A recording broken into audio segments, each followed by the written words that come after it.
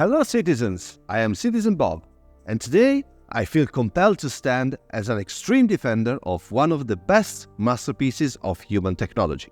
A ship that, as soon as it uttered its first wail, suffered attacks from all sides, on its appearance, on what it looks like inside, on what armaments it carries on it.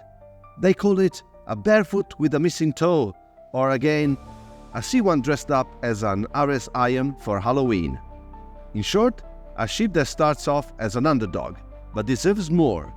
A ship so ugly as to be splendid. It is strange, it is unconventional, it is most likely of little use, so it is the best ship to represent bobbiness in the verse. The Crusader Intrepid. Let's start with the name. Intrepid will be whoever chooses it over other more classic and more traditional options. But fortune favors the bold, they say. Ah, what a ship! I have never been a fan of Crusader design, which I have always found uninteresting and cold. But not anymore. Now I am in love with the Intrepid. Just look at how wonderful it is. And the inside is even better. The cockpit has a view worthy of the best fighters, no obstructions, the sky is all for us.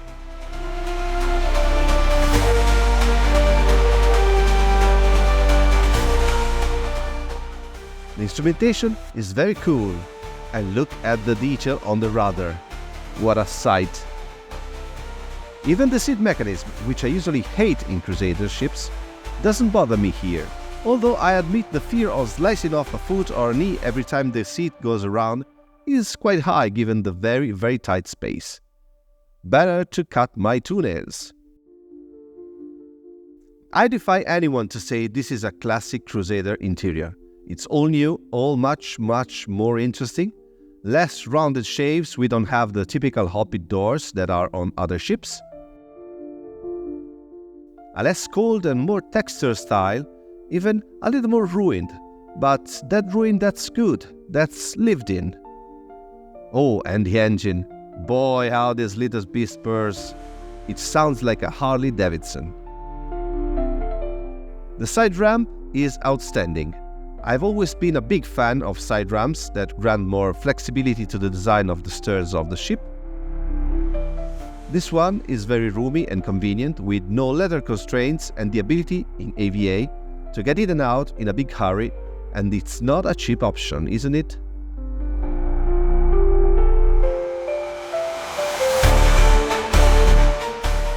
The living area is something never seen in a starter ship. It's spacious, luxurious, you have space for weapons, for a suit, you have a bathroom with all the usual equipment all for yourself, and a nice sofa with a designer coffee table and a kitchen with everything we need. All that missing is the hot tub, and that's all there.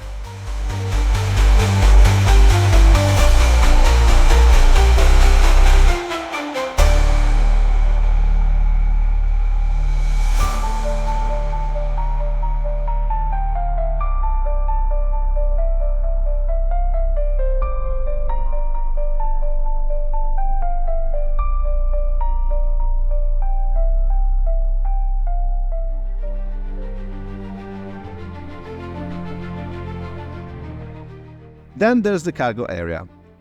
So here I can see that someone might have something to complain about.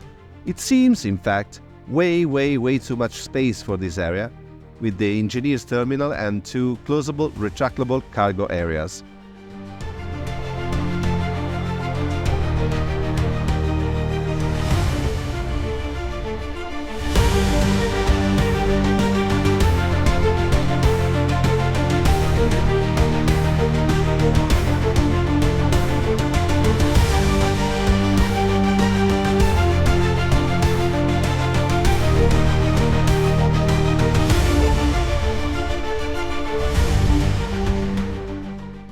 The mechanism is definitely eye-catching and I really like it, but the rest of the space is really a question mark since, moreover, the components are well compacted here in this part.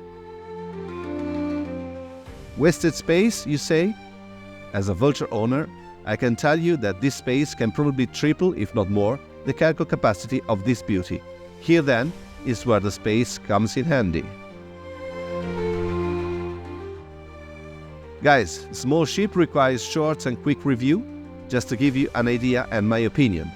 To date, as I started, she holds her own against the cutter, but only because I am a huge fan of Drake designs. This ship, however, is definitely on the run to win the 2024 Bob Ship Award. And now, if you please, I'm off for a nice ride. Until next time, guys, stay intrepid, stay asymmetric, stay happy, and stay Bob.